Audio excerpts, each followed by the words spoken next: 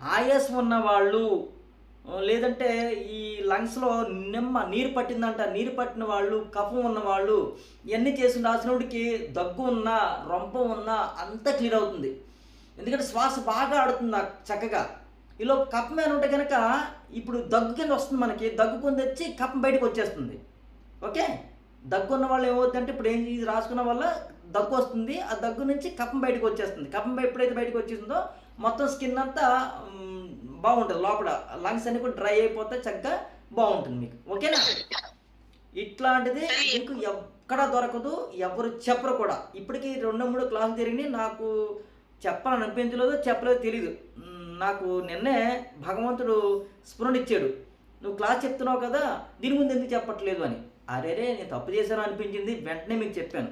కానీ ఇది ఎవరికైతే అందాలో వారికి అందుతుంది. ఎవరికి అందుతుందంటే ఈ క్లాస్ చేసిన వాళ్ళకి మాత్రమే అందుతుంది.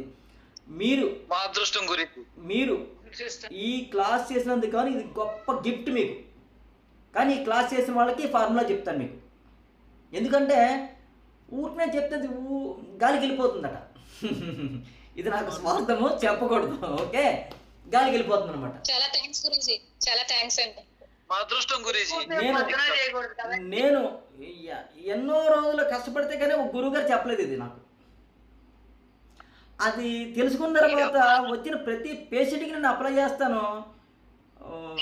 వాళ్ళకి ఎంత రిలీఫ్ వచ్చేస్తుందంటే అబ్బబ్బబ్బబ్బబ్బా!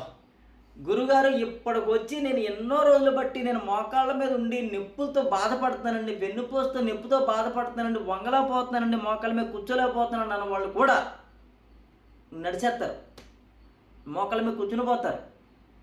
వెన్ను నొప్పి ఉన్న వాళ్ళకి వెన్ను నొప్పి పోతుంది. వాళ్ళు వంగుతారు చక్కగానే. దాంతోపాటు మనం ఈ ఆక్యుప్రెషర్ థెరపీలో ఏం చేయాలో, ఎలా చేయాలో అంటే ఇది ఒక్కటే రాసుకుంటూ కాదు, ఏం చేయాలో ఎలా చేయాలో కూడా చెప్తాను. మనకు అన్ని మల్టిపుల్ అంటే అన్ని దారుల్లో వెళ్ళిపోవాలి మనం. అంటే ఇక్కడి నుంచి హైదరాబాద్ వెళ్ళాలంటే మనకు రూట్లు తెలియాలి. ఏ రూట్ ఈజీగా ఉందో తెలుసుకుంటే ఆ రూట్లో వెళ్ళిపోతే మనము చక్కగా అక్కడి నుంచి హైదరాబాద్ వెళ్ళిపోగలం కదా.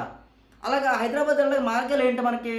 సైకిల్ మీద వెళ్ళొచ్చు, నడిచి వెళ్ళొచ్చు, ఫస్ట్ సైకిల్ మీద వెళ్ళొచ్చు, ఓకే, బస్సులో వెళ్ళొచ్చు, కారులో వెళ్ళొచ్చు, ఫ్లైట్ మీద కూడా వెళ్ళొచ్చు కదా. ఏది గమ్మున వెళ్ళిపోతాం మనం రీచ్ అవ్వగలమో చూసుకుంటే అది గమ్మున వెళ్ళిపోతాం. అన్నిటికంటే గమ్మున ఏంటి? ఫ్లైట్. ఓకేనా? ఇప్పుడు ఆ ఫ్లైట్